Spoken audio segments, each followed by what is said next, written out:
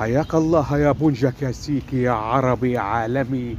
مهما طغى الطغاة ومهما سقط الكبار في العالم أجمع وفي الوطن العربي، نحييكم سيداتي يعني سيداتي من متحف قصر محمد علي بالمنيل، المتحف الجسور الذي صممه وشيده محمد علي باشا 1805، القائد العام الألباني الذي استأسد بمصر على السلطة العثمانية. حقق الكثير لمصر في تاريخها عبر العصور.